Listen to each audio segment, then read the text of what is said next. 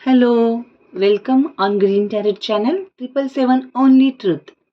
आज हम कैप्रिकॉर्न, जिनका भी साइन कैप्रिकॉर्न है, मकर राशि है, लग्न राशि मकर है, कैप्रिकॉर्न है, sun moon rising sign birth card में मकर है, उनके पास्ट, प्रेजेंट और फ्यूचर की लव लाइफ की एनर्जी चेक करेंगे।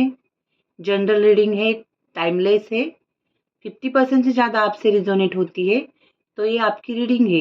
ये वीडियो जब भी आपके सामने आएगी और आपके सिचुएशन से मैच करेगी तो ये आपकी रीडिंग है। ज़बरदस्ती आपकी सिचुएशन में फिट ना करे। मेल, फीमेल, मैरिड, अनमैरिड हर कोई देख सकता है, जेंडर स्पेसिफिक नहीं है। हम देखेंगे पास्ट में क्या हुआ है, प्रेजेंट क्या है और फ्यूचर क्या हो सकता है, और बाद में गाइडेंस देखेंगे, रेमेडी दूंगी मैं लास्ट में। तो वीडियो एंड तक ज़रूर देखिए तो आपको डिटेल में सब कुछ समझ में आएगा। तो मेरे कैप्रिकॉर्न जो भी व्यूअर्स है, कैप्रिकॉर्न मकर राशि, मेडिटेशन कीजिए। जिस भी डिवाइन पे आप भरोसा करते हैं उनका ध्यान कीजिए। और आपके लव रिलेशनशिप में हम देखेंगे पास्ट, प्रेजेंट और फ्यूचर।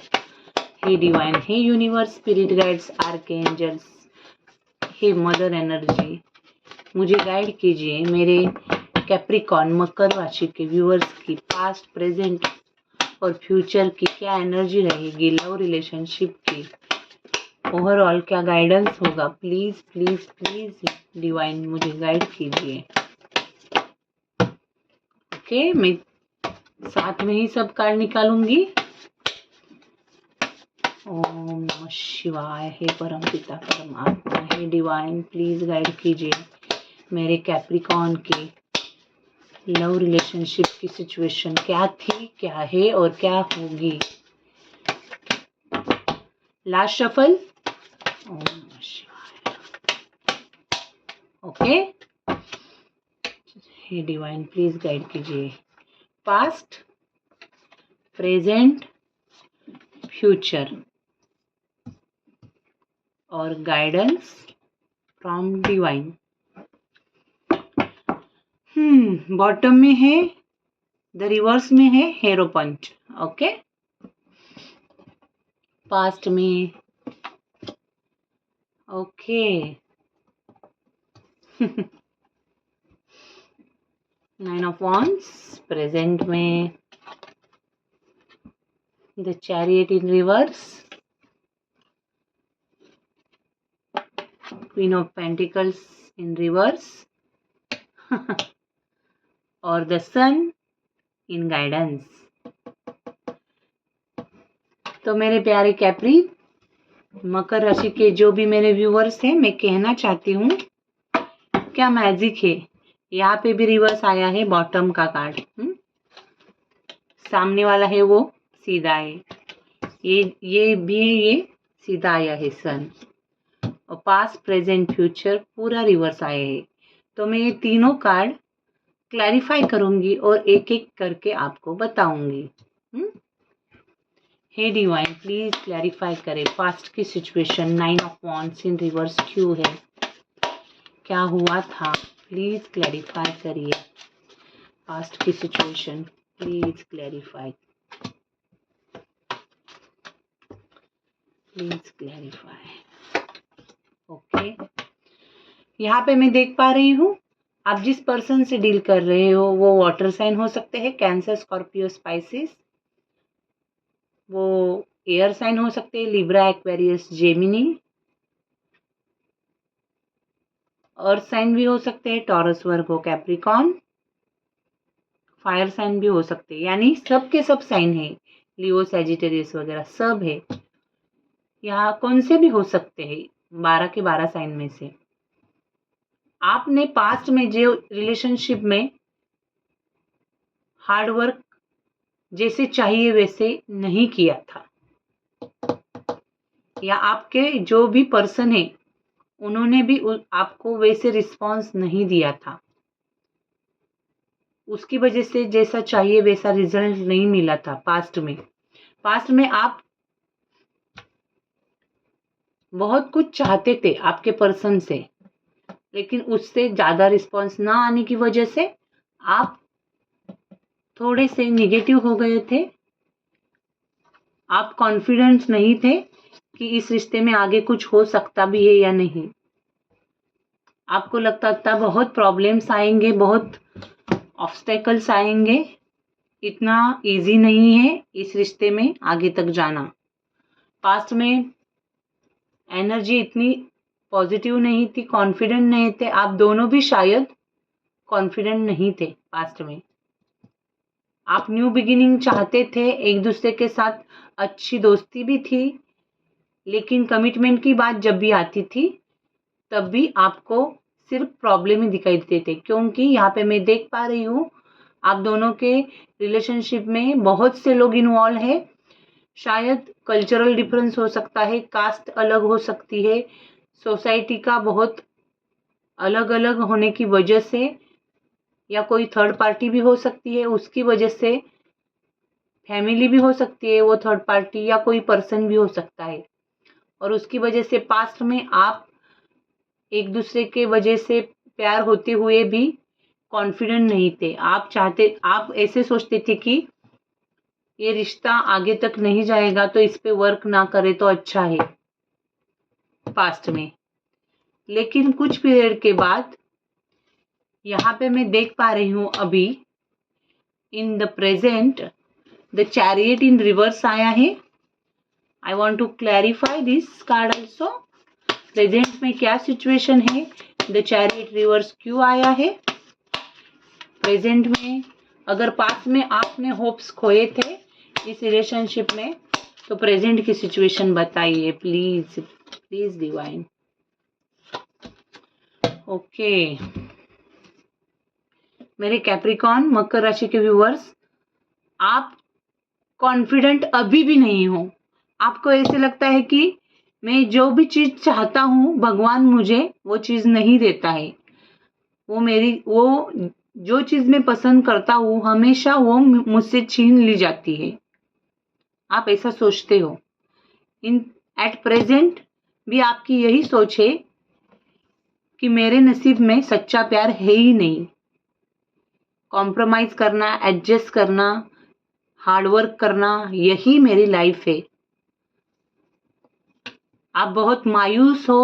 शायद जो भी पर्सन से आपने डील किया था, शायद प्रपोज भी किया होगा आपने, उसने कमिटमेंट के वादे भी किए होंगे, लेकिन अभी वो पर्सन आपको अवॉइड कर रहा है और शायद आप भी दूर जा चुके हो। बीच में बहुत नो कांटेक्ट, नो कम्युनिकेशन हुआ है और अभी उसको लग रहा है उस पर्सन को कि इस रिलेशनशिप में अभी वो बात नहीं रही, आप बहुत चेंज हो चुके हो, ऐसे उसको लगता है। और उसकी वजह से आपका भी पूरा कॉन्फिडेंस गया है, आपने भी पूरे होप्स खोए हुए हैं, लेकिन आप उसको कुछ नहीं बोलते हो। आप खुद की नसीब को बुरा बोलते हो। आप बोलते हो कि मेरे साथ हमेशा ऐसा ही होता है, मेरी दुनिया ही वैसी है। द वर्ल्ड कार्ड भी रिवर्स आया है, नाइट ऑफ कप भी रिवर्स आया है। मतलब आपने इतना ट्रैवलिंग किया है उसके लिए, शायद बहुत ट्रैवलिंग किया है आपने साथ में, एक दूसरे के साथ मिलके बहुत करियर बिजनेस के भी प्लान किए होंगे, बहुत कम्युनिकेशन भी किया होगा, कुछ सेलिब्रेशन भी किया होगा, लेकिन वो उसी वक्त के लिए था क्योंकि उससे कुछ भी रिजल्ट नहीं आया है। आपको सिर्फ कॉम्प्रोमाइज और एडजस्ट करना पड़ा है। एट प्रेजेंट आप ऐसे सोचते हो कि मैं डिवाइन को सरेंडर हो जाऊं और ये रिलेशनशिप में जो भी होगा वो डिवाइन की मर्जी से होगा, ऐसी सोच है एट प्रेजेंट आपकी। रिग्रेट कर रहे हो, आप किसी बात के लिए बहुत रिग्रेट कर रहे हो। शायद आपको ऐसा लगता है कभी कभी कि मैं क्यों इस रिलेशनशिप में आया नहीं होता तो बहुत अच्छा होता। कभी कभी ऐसे सोचते हो कि मैंने अगर कुछ अच्छा काम किया ही नहीं है तो मुझे अच्छा कैसे मिल सकता है। आपके नसीब को आप बहुत कोस रहे हो। I don't know why. Capricorn, आप एक बहुत कॉन्फिडेंट पर्सनैलिटी के इंसान हो, लेकिन अंदर से टूटे हुए हो, अंदर से बहुत दुखी हो। अंदर से आपको होप्स नहीं है खुद के लक के बारे में। कोई भी काम करते हो तो पहले निगेटिव ही सोचते हो। वैसे ही हुआ है इस रिलेशनशिप में। आप सोचते हो कि ये रिलेशनशिप मेरे लिए बनी ही नहीं है। हमेशा आपने जो चाहा वो आपको मिला नहीं है, इसलिए आप बहुत लो एनर्जी में हो एट प्रेजेंट में। सॉरी टू से। फ्यूचर में क्वीन ऑफ पेंटिकल्स भी रिवर्स थे। मेरे कैप्रीज की लाइफ है परमात्मा कैसी है, देखते हैं। Queen of pentacles in reverse क्यों है फ्यूचर में। Oh no.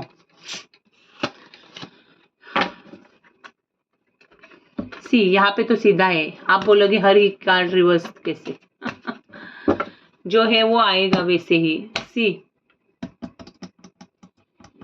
हे डिवाइन, अभी क्या बोलूं फ्यूचर में सी फाइनेंशियल कंडीशन हो, मनी ओरिएंटेड हो, आप बहुत करियर पे फोकस करते हो, लेकिन फिर भी जो इतना हार्ड वर्क करते हुए भी आपको रिजल्ट जैसे चाहिए वैसे नहीं मिलता है। फ्यूचर में ये लव लाइफ की मैं बोल रही हूँ तो वैसे ही कंडीशन है। जो भी पर्सन से आप डील कर रहे हो वो पूरा नो कांटेक्ट में जाएगा फ्यूचर में। सी आप चाहोगे कि उसे कमिटमेंट देना, आप चाहोगे उसे बात बताना, जो भी है सिचुएशन, लेकिन वो नहीं करेगा आपसे बात फ्यूचर में। फ्यूचर में आपको वो पूरा नो कांटेक्ट में डालने वाला है। टू ऑफ कप्स का कार्ड रिवर्स आया है, यानी यहाँ पे ट्रू अनकंडीशनल लव होते हुए भी आप दोनों भी एक दूसरे को कुछ भी बताओगे नहीं। क्यों है ऐसा, क्यों? फ्यूचर देखो, ये फाइनल फ्यूचर नहीं है और जनरल एनर्जी है। पेज ऑफ सोर्स की एनर्जी भी ये कहती है कि फ्यूचर में आप अगर कुछ ऐसा डिसीजन लोगे जो मैच्योर नहीं है, जो बिना सोच समझ के किया होगा अगर डिसीजन आप लोगे तो प्रॉब्लम में आ सकते हो। तो सोच समझ के डिसीजन लीजिए जो भी लेना है फ्यूचर में। लेकिन लव लाइफ की एनर्जी फ्यूचर में भी वैसी ही है जैसी प्रेजेंट में है। सॉरी टू से, लेकिन गाइडेंस में डिवाइन ने सन भेजा है, पूरी पॉजिटिविटी भेजी है। तो ये गाइडेंस फाइनल में है, तो देखते हैं डिवाइन का फाइनल में जो सन आया है वो हम क्लैरिफाई करते हैं। हे परमात्मा, पास्ट प्रेजेंट फ्यूचर में अगर ऐसी सिचुएशन है तो गाइडेंस में सन प्लीज क्लैरिफाई करिए क्या होगा, फ्यूचर आउटकम इस रिलेशनशिप का क्या होगा, फाइनल आउटकम बताइए। अगर पास्ट, रिसेंट पास्ट ऐसा है, प्रेजेंट ऐसा है और फ्यूचर में भी अगर दोनों भी कॉन्फिडेंट नहीं हो, दोनों भी नो कम्युनिकेशन में हो, नो कांटेक्ट में हो, तो फ्यूचर भी रिसेंटली ऐसा ही है, तो फाइनल आउटकम क्या होगा। दर्द बहुत है इस रिश्ते में, मुझे फीलिंग आ रही है। बहुत पेन सह रहे हो आप भी और सामने वाला भी। बहुत ब्रेक की एनर्जी है, ब्रेकअप की। हे डिवाइन, हे परमात्मा, सन क्यों है प्लीज क्लैरिफाई। गाइडेंस में आपने सन क्यों दिया है मेरे कैप्रिकॉर्न को, सन। ओके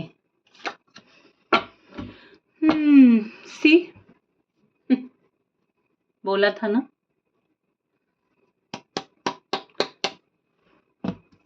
ये sun card ace of wands को दिखलाता है।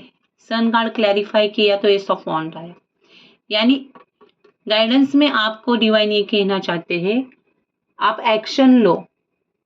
हार्ड वर्क तो आप हमेशा ही करते हो, लेकिन ये करना मत छोड़ो। स्ट्रेस में, डिप्रेशन में ना जाओ। पॉजिटिवली हार्ड वर्क करते रहो और इस रिलेशनशिप पे एक्शन लो। मैं आपके साथ हूँ। आगे पॉजिटिविटी है,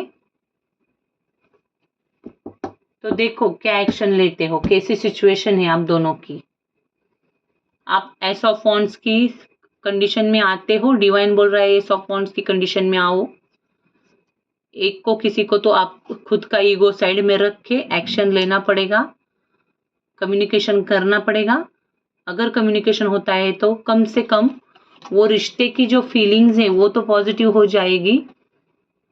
ब्लॉकेजेस से हेल्थ भी खराब हो सकती है, आगे जाके ब्रेकअप हमेशा के लिए हो सकता है। तो उससे अच्छा कि ईगो साइड को रखो, अगर किसी को ईगो है तो, और अगर थर्ड पार्टी है तो भी खुद के सेल्फ लव में आके एक्शन लो, खुद के बारे में सोच के एक्शन लो।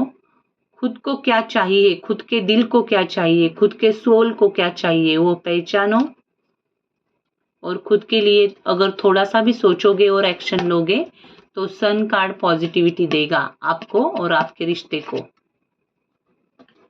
कॉम्प्रोमाइज और एडजस्ट करना बंद कीजिए, जस्टिस दीजिए खुद को। इतने दर्द में मत रहिए, अगर ऐसे दर्द में रहोगे तो आगे जाके हेल्थ इश्यू होंगे, हॉस्पिटलाइजेशन हो सकता है। ब्रेकअप की एनर्जी है ये, बहुत दर्द। ऐसे वेट ऑन वॉच में रहोगे तो किसी से कुछ बोलोगे नहीं, अंदर ही अंदर घुट जाओगे तो कैसे चलेगा मेरे कैप्रिकॉन। तो गाइडेंस तो डिवाइन का ये है, सन कार्ड और एस ऑफ वॉन्ड्स। बाकी पास्ट प्रेजेंट फ्यूचर ज्यादातर रिवर्स आया है, मतलब जो भी फीलिंग है वो अंदर है लेकिन बताते नहीं है, इसलिए वो रिवर्स आए हैं कार्ड। अगर बताते तो वो कार्ड सीधे आते, लेकिन आप हिडन फीलिंग्स ज्यादा रखते हो। आपको ऐसे लगता है सामने वाला बिना बताए सब कुछ जाने, ऐसे नहीं हो सकता। ओके, पूरा कम्युनिकेशन अच्छे से करोगे, शेयरिंग करोगे बातों का, तो फिर रिश्ता अच्छा हो सकता है। देखो, ये वाइस वर्सा भी हो सकती है, आप जैसे सोचते हो वैसे वो भी सोचते होंगे। तो आपको मैंने जैसे बोला था कि रेमेडी बताऊंगी, तो मेरे कैप्रिकॉन आपके लिए एक स्पेशल रेमेडी है, और वो रेमेडी है आप सैटरडे के दिन, ओके, ज्यादा से ज्यादा सैटरडे के दिन अगर आप बजरंगबली के भक्त हो तो सैटरडे के दिन बजरंगबली की ज्यादा से ज्यादा उपासना करिए। ओके, और आप अगर कोई दूसरे डिवाइन को ये करते हो तो उसका भी प्रेयर सैटरडे के दिन ज्यादा से ज्यादा करिए। ओके, सैटरडे के दिन आप हो सके तो नॉनवेज ना खाइए, और बहुत मतलब जिस भी डिवाइन एनर्जी पे आप भरोसा करते हो उसकी उपासना करिए, और अंदर ही अंदर बातें रखने का बंद कीजिए। अगर थोड़ा सा भी आप में ईगो है तो वो दूर हटाइए और ओपन माइंडेड होके बात कीजिए आपके पर्सन के साथ, तो आपको थोड़ा सा रिलीफ मिल सकता है। ओके, यही थी आज की रीडिंग। ये थोड़ी सी भी आपको मैच होती है, पसंद आती है तो please subscribe my channel, share, like and comment. Thank you, God bless you.